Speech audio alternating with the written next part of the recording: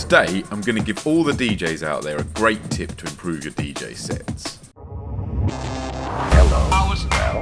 Hello.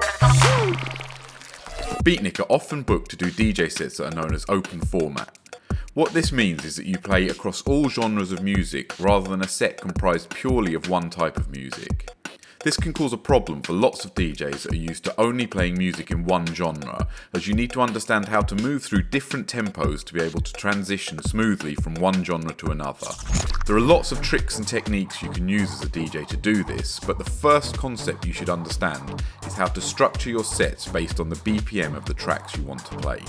The first step is to identify which music types usually fall within which BPM ranges so they can be played together. Often, to build up the energy in your set as it progresses, you'll want to raise the BPM throughout, so I'll start at a lower tempo range and work up from there. To try and help identify the changes in tempo and structure between different genres, I'll use the same generic drum sounds with no processing or effects. 70 to 80 BPM, reggae.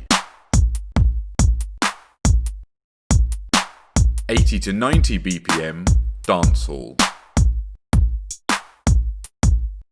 90 to 100 BPM, boom bap hip hop.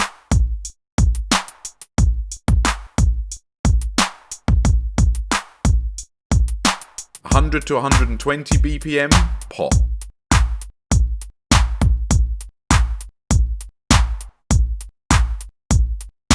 120 to 130 BPM, house and garage.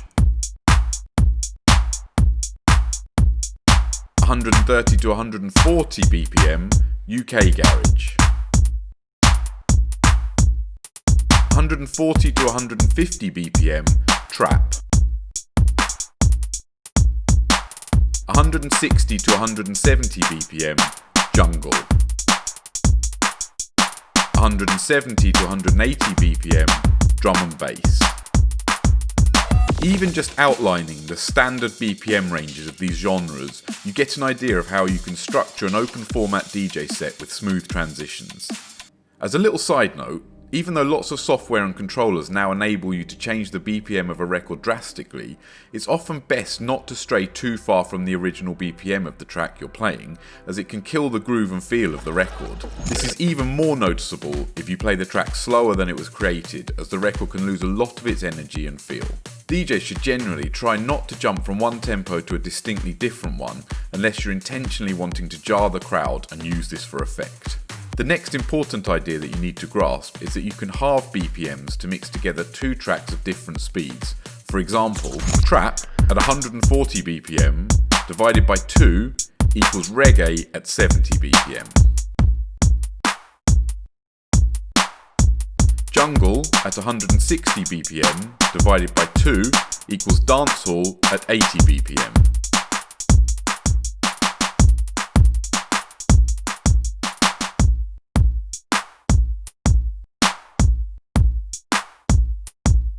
Drum and bass at 180 BPM divided by 2 equals boom bap hip hop at 90 BPM.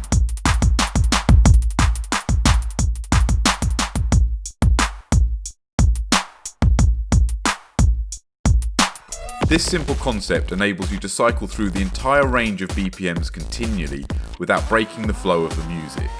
If you're playing a long set of say 6 hours, then you can work your way through the entire range of BPMs numerous times in one set without the crowd noticing. You can also use this to your advantage by playing an a cappella rap from a hip hop record over a drum and bass beat to add lots of creativity into your sets. Now go and try this and see if you can go from 70 BPM to 140 BPM and back to 70 again in a set using smooth blends throughout.